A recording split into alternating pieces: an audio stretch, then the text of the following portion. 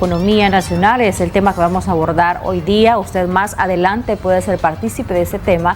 Recuerde que tiene dos formas de hacerlo: llamándonos en vivo al 2222-7808 o bien comentando nuestra transmisión en Facebook.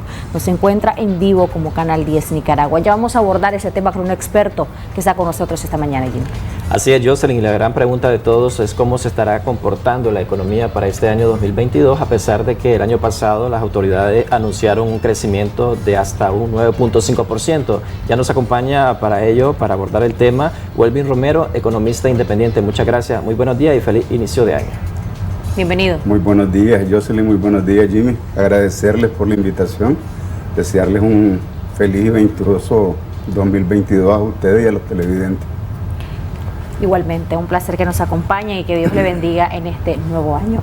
Entremos en materia. Los sectores en crecimiento para este próximo año, ya se puede ver un pronóstico en sí. ¿Y qué hay, por ejemplo, de las remesas en nuestro país? ¿Será que van a crecer a pesar de la pandemia? Fue un año muy positivo este 2021 recién pasado en materia de remesas.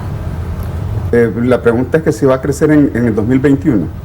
Si va a crecer en el 2022 y qué sectores van a tener una mejor economía. Bueno, si nos atenemos a la tendencia que traemos desde 2018 en toda la región, lo que debemos de esperar es que las remesas aumenten. Básicamente lo que hemos tenido es un aumento sostenido de las remesas. Por ejemplo, estamos hablando de que Guatemala, El Salvador y Honduras están arriba también de 10% de crecimiento de sus remesas. Nicaragua es el que tiene el índice más bajo de crecimiento de remesas del año pasado, probablemente porque nuestro proceso de migración ha sido más lento que el que se ha producido en esos países. Entonces, lo que debemos de esperar es un aumento de remesas familiares. Aunque es algo muy prematuro decirlo, ¿cuánto podría estar creciendo las remesas al finalizar este año 2022? Porque el año pasado anduvo alrededor de más de 2.000 millones de dólares. ¿Y eso qué factores van a incidir para este año 2022? El hecho de que exista un mayor crecimiento.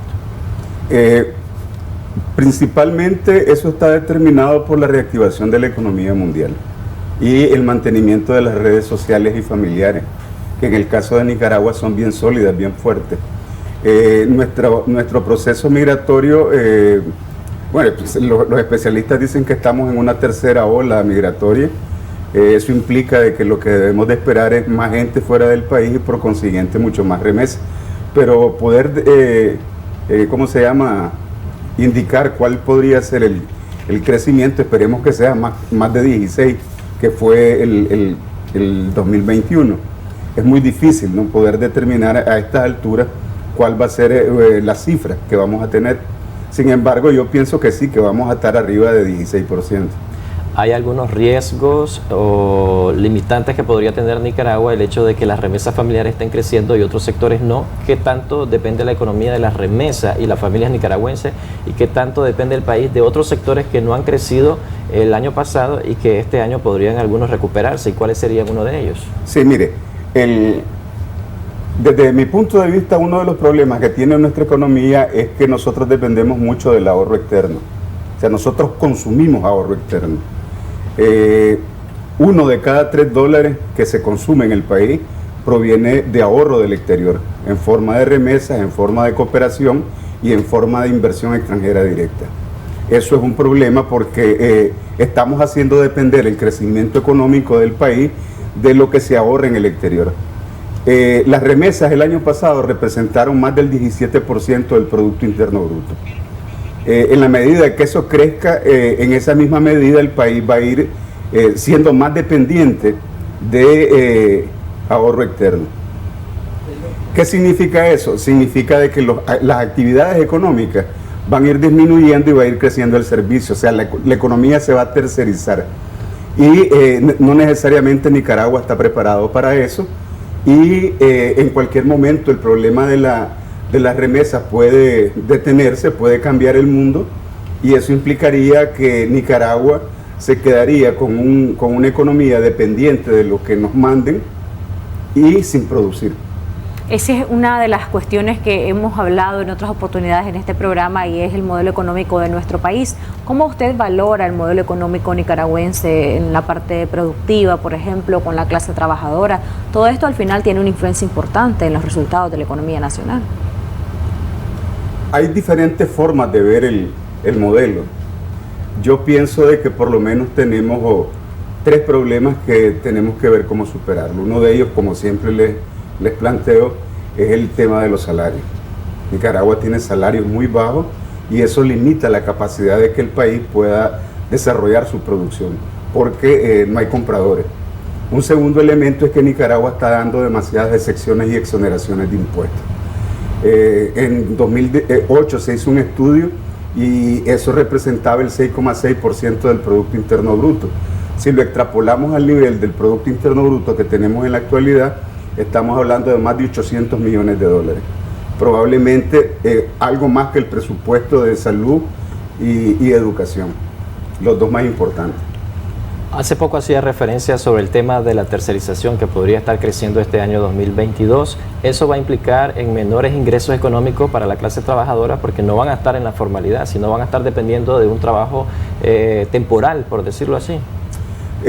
Tercerización de la economía implica que vamos a tener más actividades de servicio y menos actividades productivas. Es un proceso que se ha visto en El Salvador.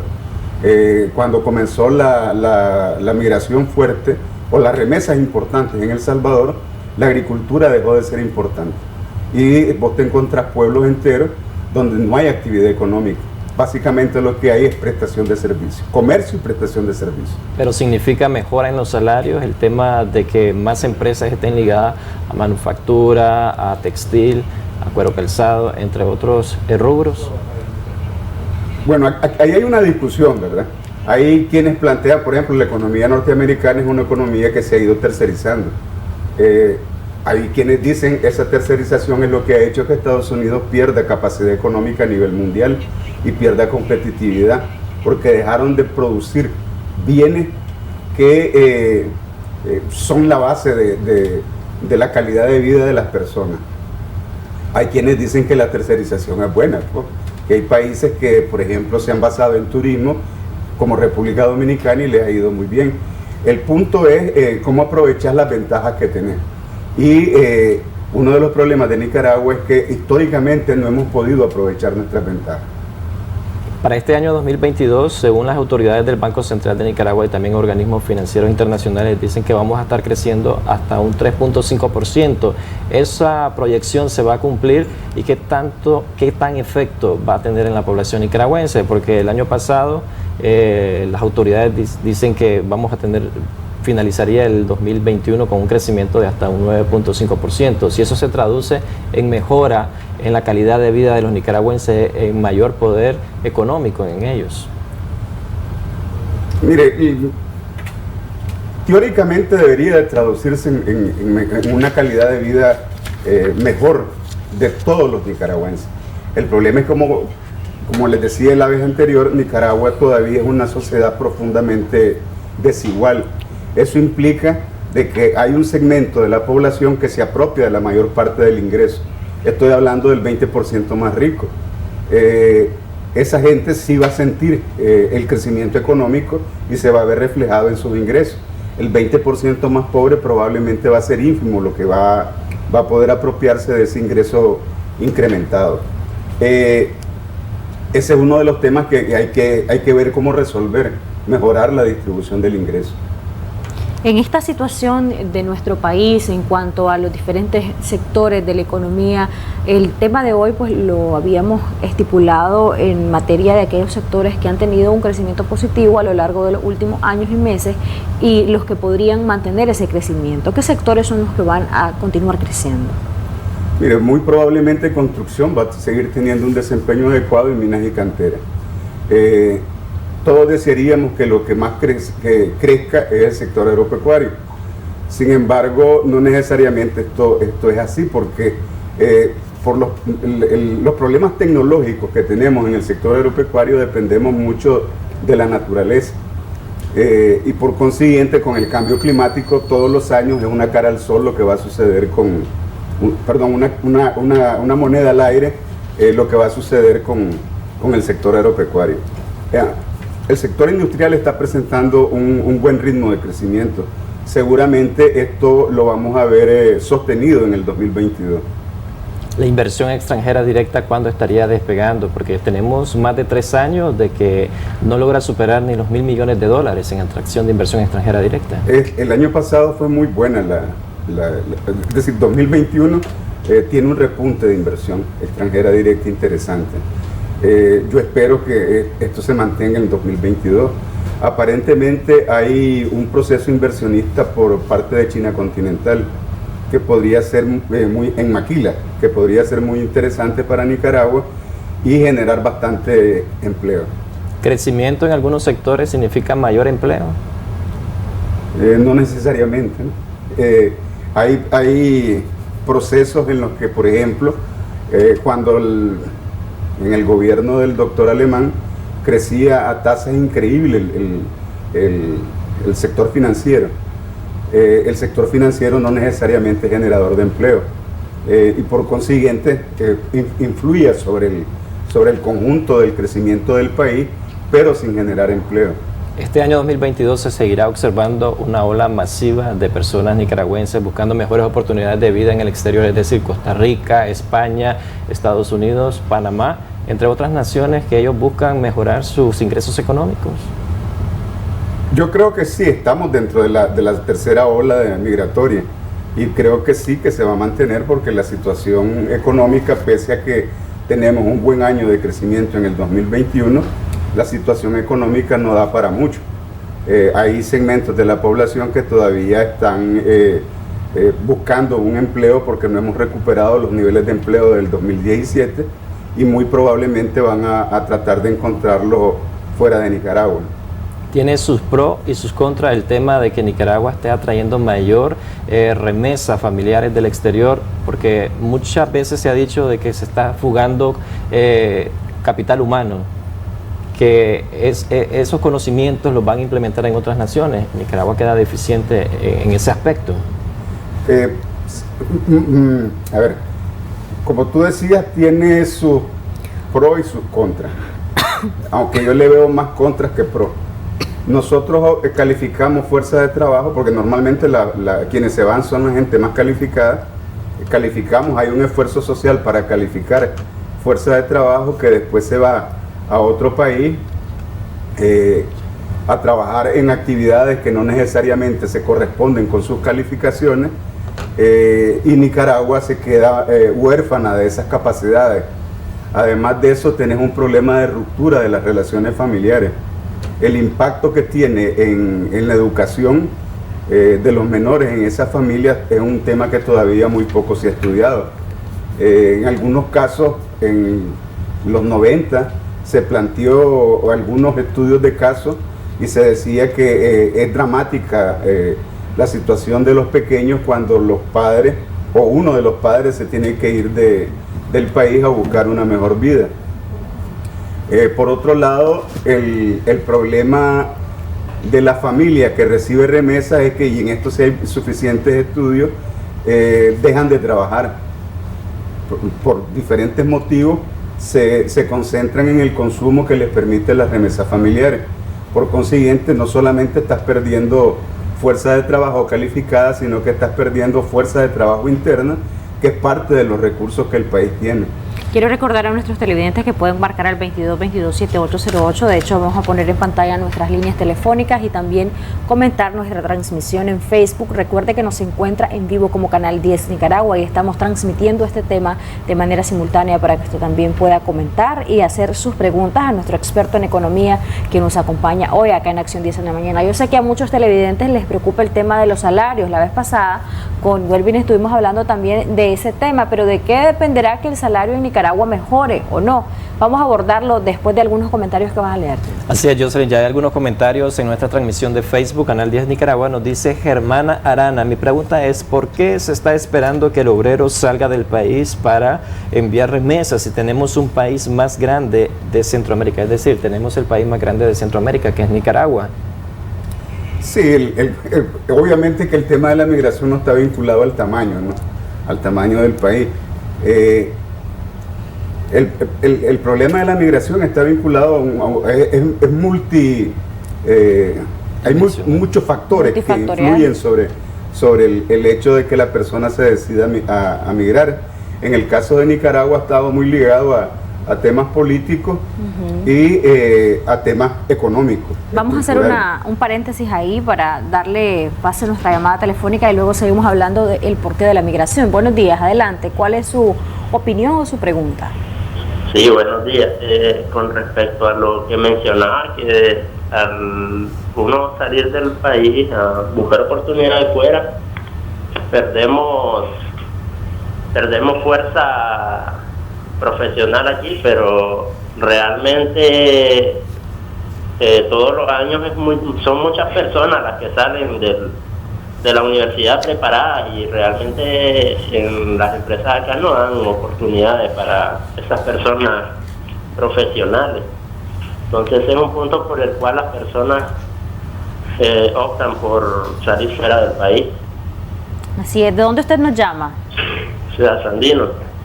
Muchas gracias por llamarnos y por darnos esa opinión. Está íntimamente relacionado esto al porqué de la migración. Usted decía que es multifactorial. Sí. Un elemento que hay que considerar es que cuando la persona estudia, lo hace porque quiere mejorar su calidad de vida. Y cuando ya es un profesional, espera tener una vida mejor que la que tenía antes de convertirse en un profesional.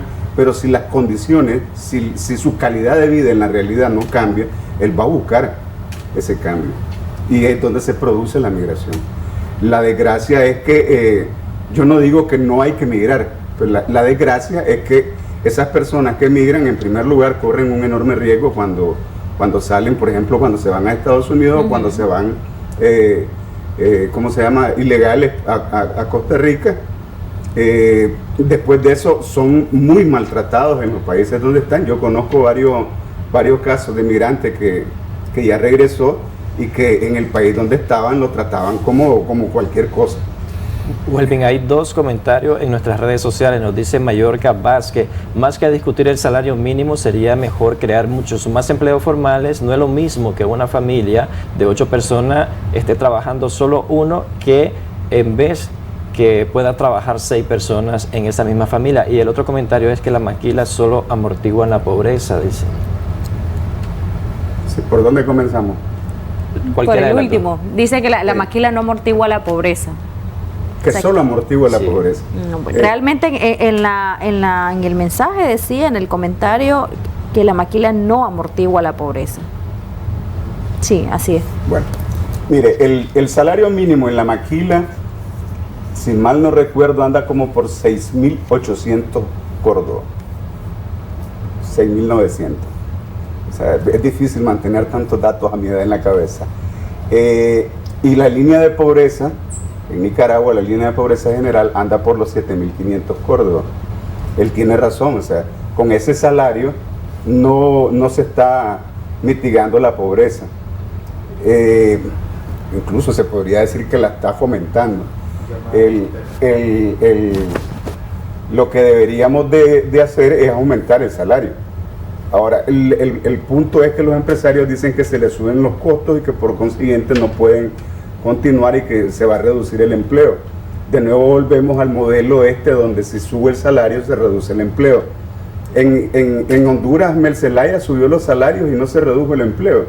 En México han subido 3 veces el salario desde que está el gobierno de López Obrador. Y de hecho hay una zona de México donde lo subieron 100% de un solo. Y el decir del ministro de Hacienda, yo tengo la conferencia, fue de que no hubo inflación y creció el empleo. Tenemos una llamada, ya seguimos hablando del empleo y de los salarios, que es un tema súper sensible para nuestros televidentes. Buenos días, gracias por llamarnos. Aló, gracias por esperarnos. Adelante, ¿cuál es su comentario o su pregunta para nuestro experto hoy día? Buenos días. Hola, bueno, parece que tenemos problemas con esa comunicación. Por favor, cuelgue el teléfono y nos vuelve a marcar o nos libera la línea para que otras personas puedan participar. Y lo decíamos antes de leer los comentarios y de darle pase a la llamada. El tema de los salarios es súper sensible para los televidentes y muchos se preguntarán, ¿será que para el 2022 puede haber una mejor expectativa en cuanto a empleo formal y a salarios? Porque hay mucha gente que está en el subempleo. Miren, para muchos economistas, desde Keynes, por ejemplo, es decir, estoy hablando de mitad del siglo pasado, planteaban de que el empleo no depende del salario. Obviamente hay un vínculo salario-empleo, nivel de empleo, ¿verdad? Pero el nivel de empleo depende principalmente de la demanda agregada. Si hay compradores, los salarios pueden subir porque hay ganancias en las empresas y por consiguiente hay actividad económica y no hay ningún problema. O sea, hay países que tienen salarios exorbitantes porque funcionan. O sea, Argentina, por ejemplo, no estoy hablando de países solo desarrollados, sino países del tercer mundo. Argentina, por ejemplo, tiene salarios altísimos y su economía funciona. Para marzo lo que se espera es un ajuste salarial de al menos 10%. ¿Eso va a solucionar el problema de falta de ingresos económicos que tienen las familias y también de pérdida de poder económico que han tenido desde el 2018 hasta la fecha? Eso va a hacer que se recupere. Pero no soluciona. No soluciona el problema. Tenemos otra llamada, Welvin, ya seguimos hablando sobre este tema. Buenos días, adelante. Bueno, perdimos la comunicación. Recuerde, por favor, marcarnos al 2222-7808. Continúe. Mire, de repente yo siento como que yo estoy planteando una idea exótica. Yo recuerdo mi primera clase en economía, donde nos decían, imagínense que hay una economía con dos sectores, un vendedor y un comprador. ¿De dónde creen que sacan los compradores para comprarle al vendedor? Lo sacan del salario que les paga el vendedor. No hay de otro lado de dónde sacarlo. Si no tenemos compradores en nuestra economía, es porque le estamos pagando muy poco a la gente.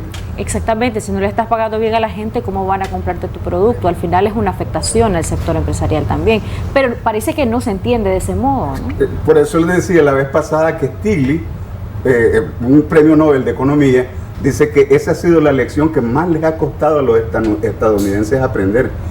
Hay un caso famoso que lo pueden encontrar en internet por todos lados. Ford, en 1925, tenía una empresa que ocupaba 2.000 empleados y él estaba contratando 6.000 al año. Él tenía un costo enorme por rotación de personal. Le subió el salario a la gente, casi que lo triplicó, al punto que sus mismos empleados les podían comprar los carros a él. ¿Qué sucedió? La empresa ganó más. Tenemos otra llamada. Buenos días. Aló, buenos días. Sí, buenos días. Bienvenido. ¿Cuál es su comentario o pregunta?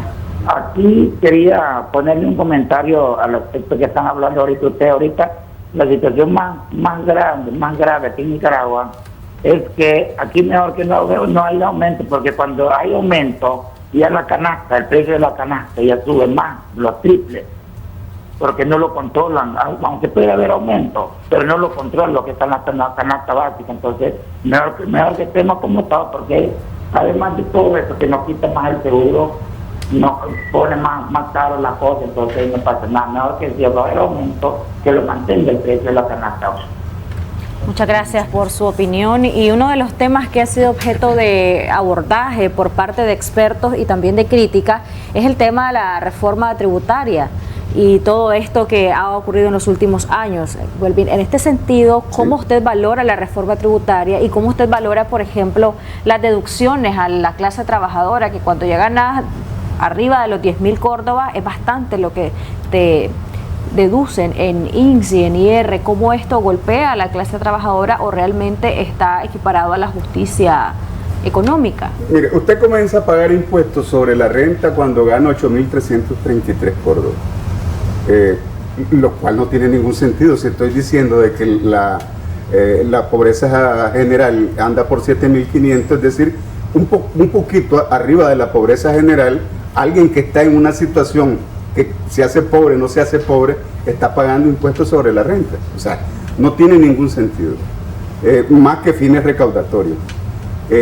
Yo creo que eso habría que subirlo sustancialmente y por lo menos vincularlo con un nivel mínimo de ingreso que debería tener la gente, que es, por ejemplo, la canasta básica.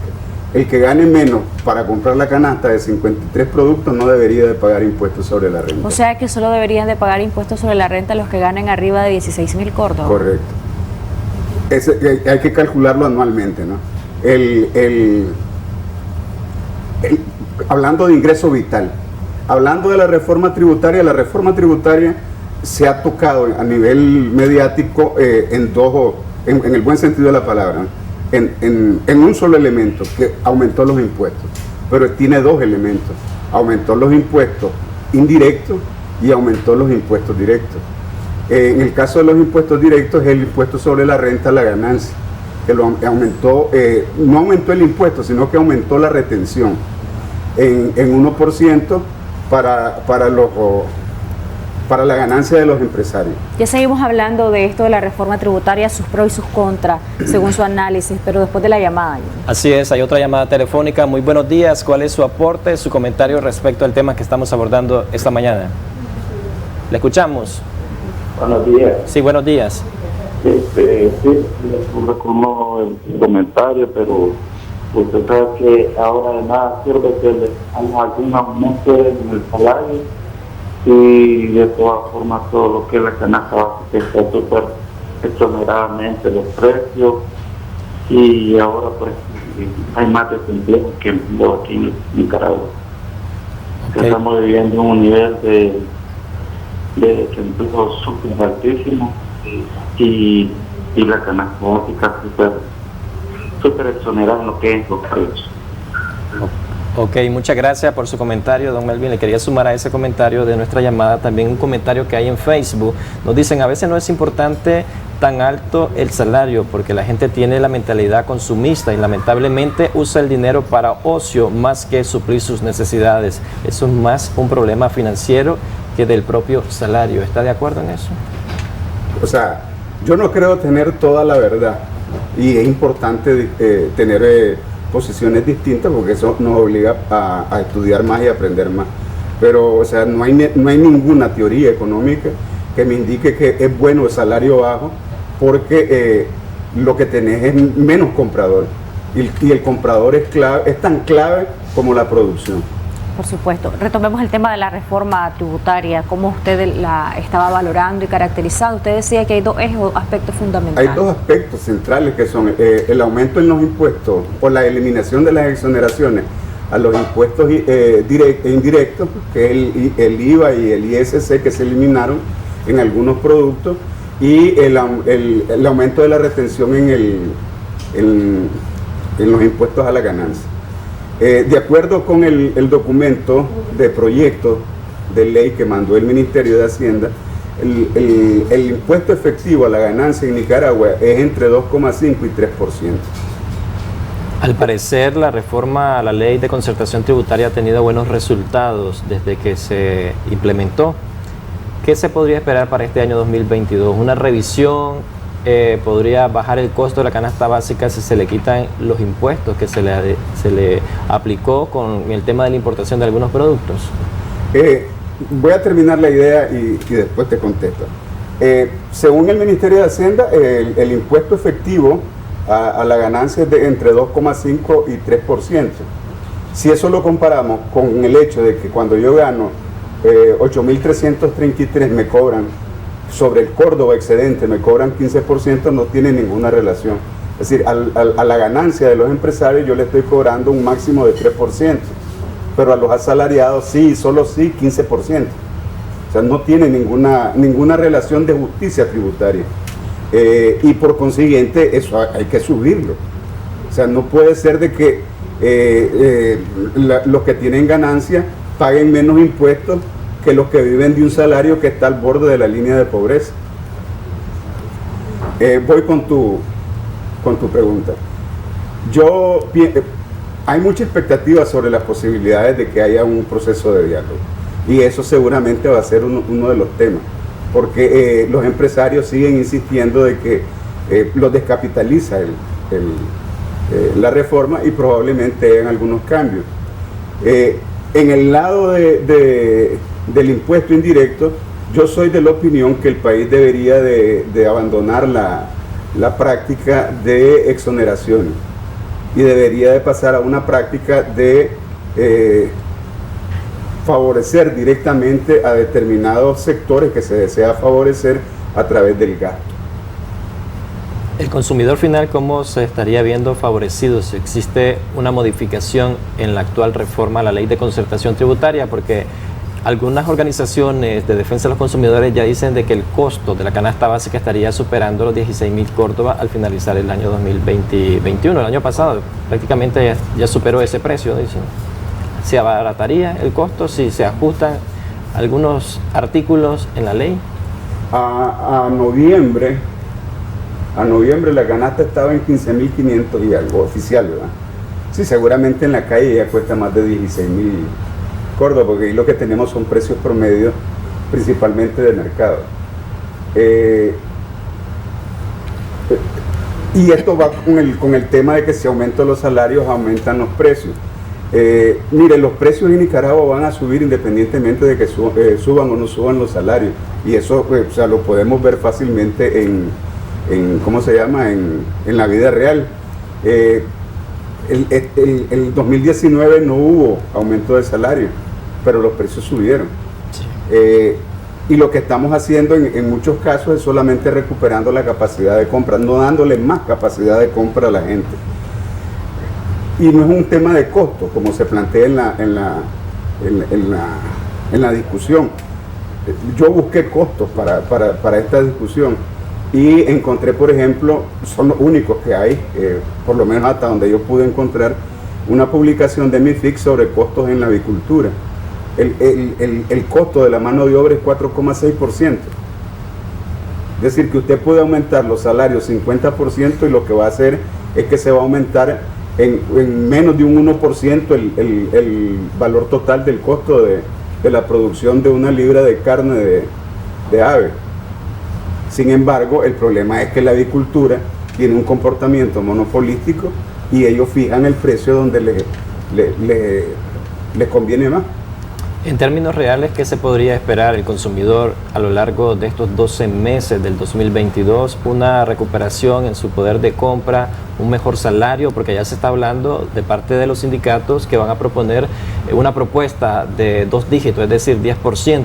¿Eso mejoraría las condiciones de vida de la clase trabajadora, principalmente aquellos que gozan de un salario mínimo?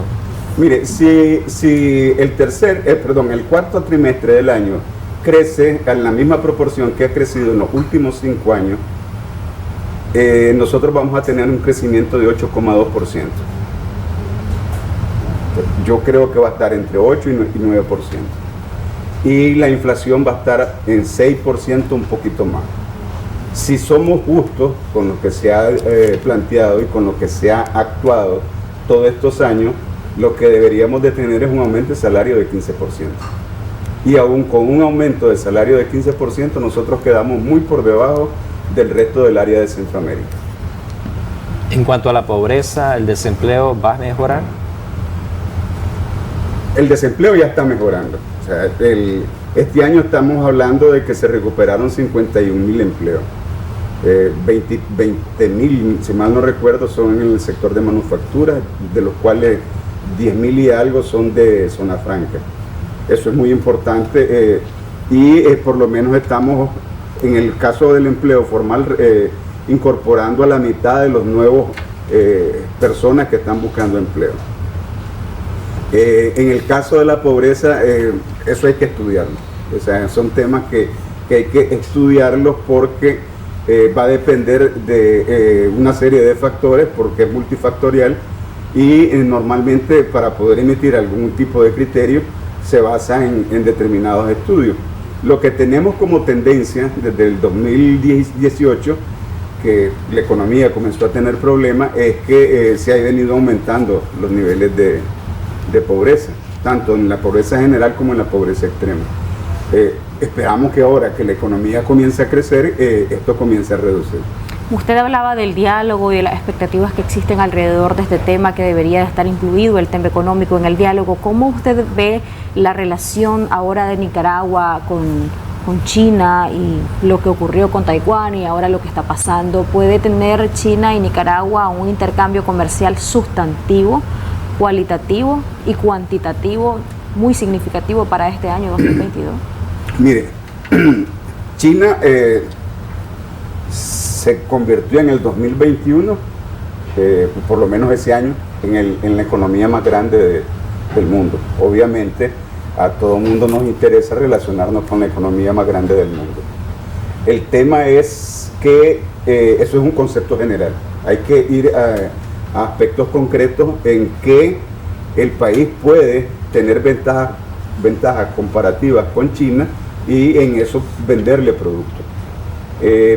China es una inmensa, ¿cómo se llama? Una inmensa maquila. O sea, nosotros no podríamos competir con la maquila china. Además, ellos tienen allá a la orilla una serie de países que también son una inmensa industria maquiladora. Nosotros tenemos necesariamente que pensar en el área. Y pensar en el área significa pensar en Estados Unidos. Lo que quiero decir con esto es que no deberíamos de tener una relación que si voy con vos, no voy con vos. O si sos mi amigo, entonces tenés mi enemigo. Yo creo que deberíamos de actuar más basados en la práctica y en ser, ¿cómo se llama? Muy concretos en lo que se está planteando. Yo he escuchado a gente que tiene temor que volvamos a caer en la situación de los 80, de que estamos en medio de un conflicto entre dos grandes potencias.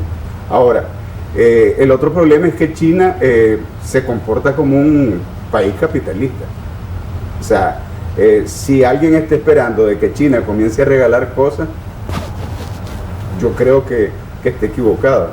O sea, el comportamiento de China, aparte del interés por la ruta de la seda que le ha provocado inversiones inmensas en África, no creo que esté en la posición de estar haciendo obsequios de gratis. Por ejemplo, muchos comparan a China con Estados Unidos, ya usted ha abordado este tema en otras oportunidades acá en la revista, pero si comparamos, por ejemplo, a China con Taiwán, ¿qué diferencias tendríamos? ¿Habría alguna comparación, por ejemplo, en materia de cooperación o de intercambios comerciales? Yo le decía que yo veo a China como un país capitalista, y sus relaciones que está estableciendo son capitalistas.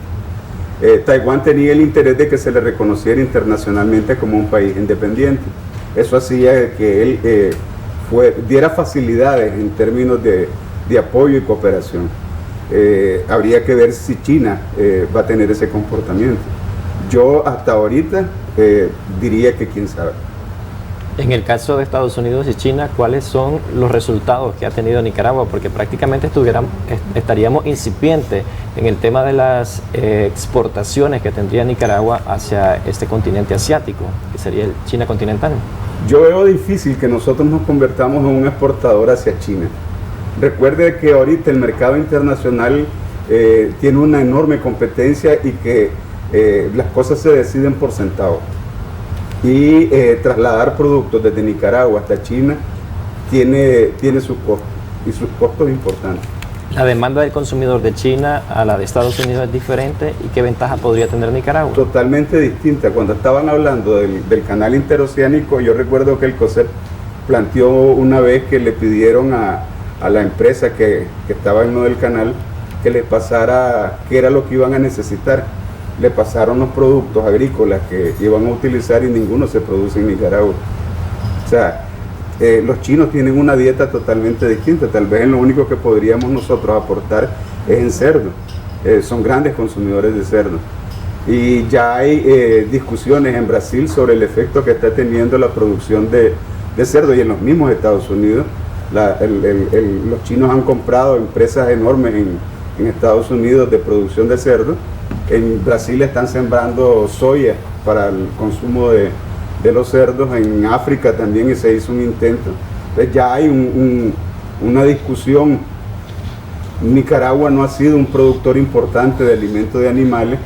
En el caso de la soya se subsidia en Nicaragua. Igual en el caso del sorgo, pues no somos un país que pueda producir alimentos para los cerdos. Podemos producir los cerdos, pero no creo que en las cantidades que nos van a sacar de un problema a la hora de que se caigan las exportaciones hacia otras latitudes. Vamos a recordarle a nuestros televidentes que en estos minutos que restan de la entrevista pueden ustedes seguir participando con nosotros, marcándonos al 2222-7808 y hacer su aporte, sus comentarios y también sus preguntas a nuestro invitado de hoy, el economista Welvin Romero, que ha estado abordando una diversidad de temas importantes para nuestra economía de cara al 2022. Lo que todos los nicaragüenses deseáramos es que la economía vaya cada vez mejor, pero los factores que inciden en esto se pueden mencionar, se pueden recapitular, o es tan multifactorial que sería poco el tiempo para mencionar cada uno, o mencionemos algunos de los grandes factores que influyen para que haya crecimiento económico.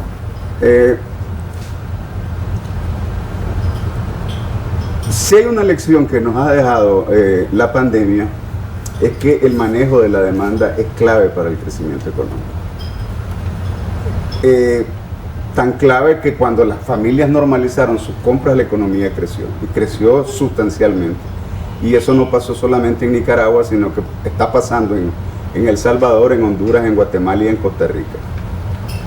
Entonces el manejo de la demanda, que quiere decir mejores salarios, quiere decir más gasto público, más inversión extranjera directa, más inversión del sector privado en Nicaragua, es clave. El otro elemento que yo creo que es importante es el papel que tiene que jugar el sistema financiero. A mí me viene a la mente el trabajo de Alice H. Ansden sobre Corea del Sur. Y en el centro de la discusión del trabajo de ella sobre Corea está el tema del crédito. O sea, si no hay crédito, la economía difícilmente va a poder crecer a niveles interesantes como para que el país cambie su situación. Tenemos una llamada, ya seguimos hablando de esos factores. Buenos días, le escuchamos. Gracias por esperarnos. Sí, ¿cuál es su comentario o su pregunta para el invitado? Bueno, sí, yo quería preguntar, yo soy productor de ganado. Sí. Hace 2 años, pues, este producto valía 500 córdobas y ahora cuesta 2.000 córdobas. Tenemos que un rollo de alambre nacional valía 300 córdobas, ahora anda por los 2.800 córdobas. Ahora, cuando usted paga al banco préstamo ganadero, no le devuelven el préstamo ganadero. Esos reales que los países mundiales dieron a Nicaragua para que se desarrollara la ganadería, el cerdo que está hablando él y otros productos, el banco los tiene acaparados todo ese dinero para darlos en préstamo de carreta y en vehículos, y nosotros hemos quedado en el aire. ¿De dónde nos llama? Reino Ortega. Muchas gracias por llamarnos y expresarnos cuál es su realidad, su vivencia, lo que él siente. Él decía, entre varias cosas, ¿verdad?, aspectos importantes, y son los insumos para la producción, que considera él que están sumamente caros, según lo que él manifestaba. Luego hablaba de la falta de la colocación de créditos al sector productivo por parte de la Banca Nacional. Según él expresa, hay un acaparamiento para otorgar estos créditos a otros sectores, a otros rubros, con otros fines. ¿Esto realmente pasa o la Banca Nacional es supervisada por los cooperantes internacionales? Es bastante complejo analizar esto. Tenemos otra comunicación, vamos a recibirla y luego contestamos en el orden, ¿verdad? Buen día, adelante, le escuchamos. Buenos días, le escuchamos. Sí, Ya está al aire. Sí. Buenos días. Escúchenos directamente desde su teléfono, por favor. Sí. No tenemos problemas con esa comunicación, así no podemos conversar. La llamada anterior donde nos hablaba de estos aspectos que le mencioné. Sí. Mire, sin duda uno de los problemas que tiene Nicaragua en el sector agropecuario es el tema de el precio que recibe el productor y los precios que él paga por los insumos. Eso le eleva, por un lado se elevan los costos y por el otro el precio que recibe es bastante bajo. Eso se debe a que vivimos en un país muy pequeño, con una economía abierta, y muy fácilmente se crean monopolios. Y entonces el monopolio fija el precio al precio que más le conviene a él, no es precio de mercado. Nosotros en Nicaragua, por ejemplo, hablamos de economía de mercado como que si estuviéramos en los Estados Unidos. Y aún en los Estados Unidos hay una férrea lucha contra el monopolio. En Nicaragua tenemos una ley antimonopolio que no aplicamos. Por ejemplo, mire, en el 2017 nosotros pagamos $1 de más que lo que le pagaban a Nicaragua por exportar carne de exportación. Es decir, a Nicaragua le estaban pagando 1.80 por la libra de carne de exportación y los consumidores estábamos pagando 2.80. Ahorita esa diferencia es como de 30 centavos, si mal no recuerdo. Pero seguimos pagando más que lo que le pagan a Nicaragua por exportar la carne. ¿Cómo se logra eso? Funcionando como un cartel, como un monopolio. Y entonces, si no hay un proceso regulatorio de los monopolios, difícilmente los precios van a reflejar realmente el estado de la economía en Nicaragua. En cuanto a lo que decía él de la política de créditos, la colocación de créditos de parte de la Banca Nacional, ¿cómo funciona esto? Mire, el problema es que el dinero no es fungible. O sea, ¿cómo hace el que prestó la plata para saber que su plata no la están usando? En libros ahí está. Y efectivamente lo que uno ve es que la mayor proporción del crédito que se sigue dando en crédito para consumo, no en crédito para producción. Y eso es un problema serio. Los datos a octubre de la Superintendencia de Bancos reflejan de que se aumentaron los depósitos, pero el otorgamiento de crédito cayó en un poco más de 2%. O sea, es una relación que no tiene ningún sentido. ¿Qué sucede? Los bancos se están dedicando más a la especulación financiera que a dar crédito. Y históricamente los bancos fueron creados para dar crédito. O sea, agarran dinero del público, lo consolidan y dan crédito para inversión. Eso no es nada exótico ni es nada del otro mundo. Ahora, en más de una oportunidad hemos escuchado que uno de los motores de la economía es la agroindustria, la agricultura, la ganadería, pero si no hay colocación de créditos a estos sectores, ¿cómo entonces pueden tener mejores resultados de los que han tenido? Mire, Nicaragua es un país que necesita agroindustrializarse y necesita completar eslabones de cadenas de valor que no están completas. Por ejemplo, nosotros no producimos cuero, pero somos el principal... tenemos el país que más mata animales de Centroamérica, somos el principal productor de carne. Nosotros estamos quedándonos sin bosque y somos el país que más bosque tiene en Centroamérica y no producimos ni un solo mueble de exportación. Honduras, que son sembrados sus bosques, está exportando $80 millones al año en muebles. No estoy hablando de madera cerrada, muebles. Nosotros exportamos como 20 millones el mejor año de madera sin aserrar, de madera en rollo. Igual Costa Rica. Costa Rica ya solo tiene bosques que son sembrados y está exportando 30, 40 millones en muebles. Nosotros no exportamos ni un solo mueble. Y puedo enumerar una serie somos grandes productores de ajonjolí, no lo procesamos en el país. Somos grandes productores de maní, no lo procesamos en el país. ¿Qué es lo que hace falta en esos eslabones para que esos eslabones puedan entrar a la cadena de producción, de industrialización y de comercialización? Al final esto afecta a todos los sectores.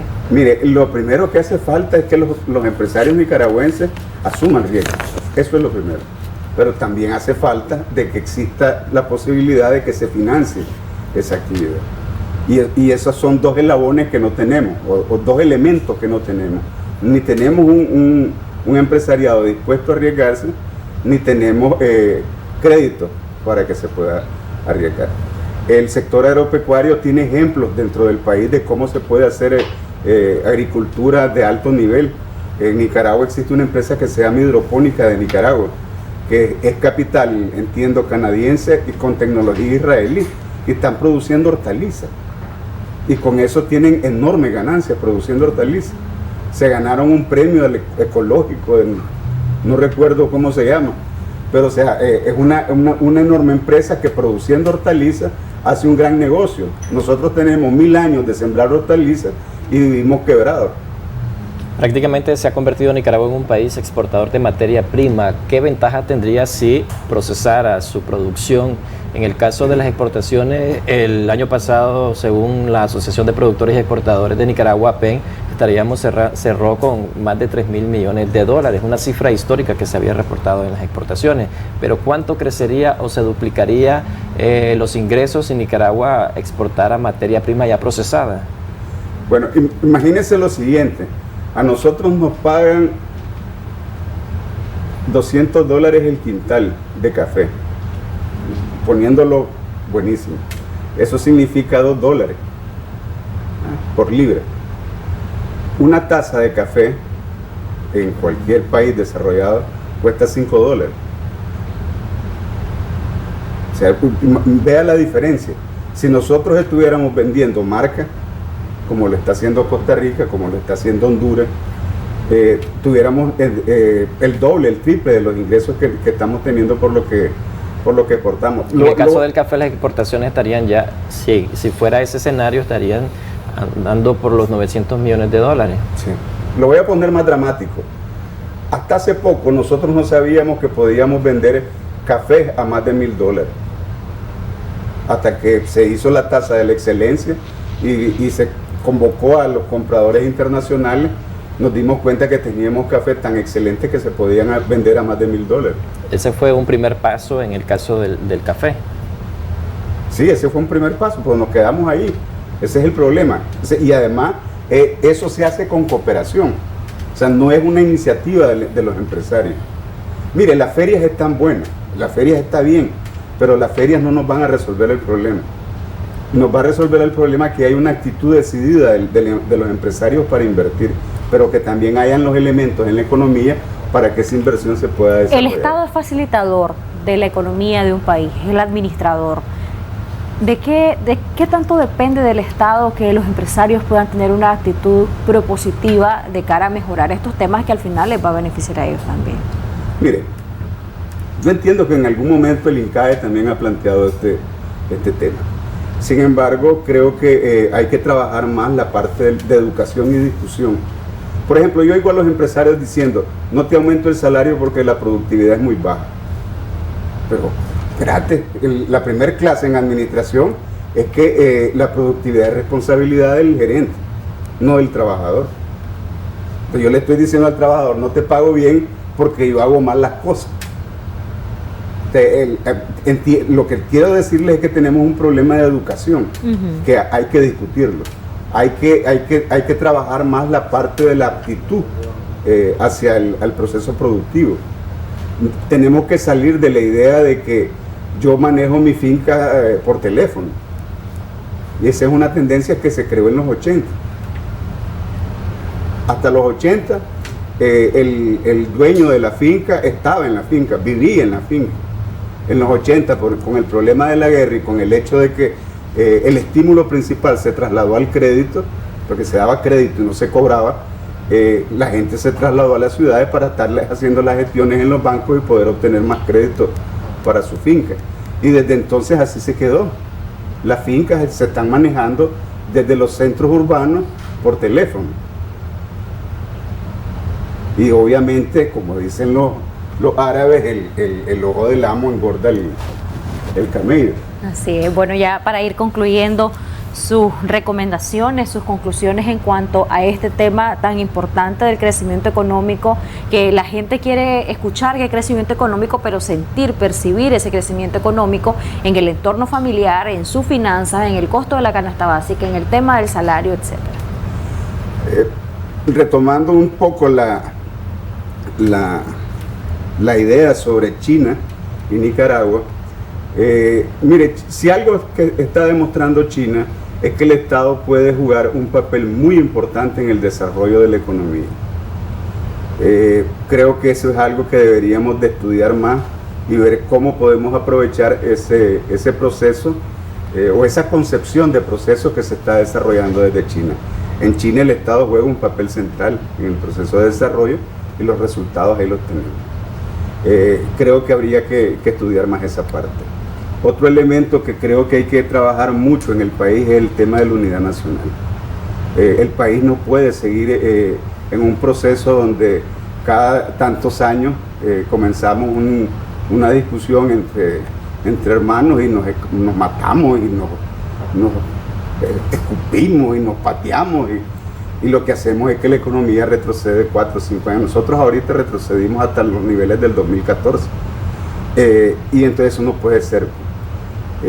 Ese es otro elemento que yo creo que hay que trabajar mucho.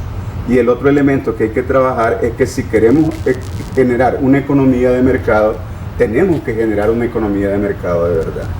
No podemos generar una economía de mercado para uno y para otros no. Y lo que tenemos es una economía de mercado con muchos monopolios. Y eso afecta enormemente la distribución del ingreso, por consiguiente la calidad de vida de un segmento importante de la población, afecta la producción porque uno de los efectos del monopolio es que reduce la producción, sube los precios y si eso no se toca, pues vamos a seguir como estamos. La industria eléctrica, por ejemplo, tiene un problema. Yo no soy especialista en la industria eléctrica, pero o sea, obviamente hay un problema y es de que el precio de generación es extremadamente alto contra un ingreso reducido de la población. Nicaragua es el único país donde es un drama pagar la energía eléctrica. O sea, yo por cuestiones de trabajo he estado en todo Centroamérica. En ningún país se oyen los gritos que se oyen aquí cuando llega la factura de electricidad. Todos esos aspectos tienen que mejorar entonces. Muchas gracias, Guervin, por habernos acompañado y desde ya siempre bienvenido a la revista. Gracias a ustedes.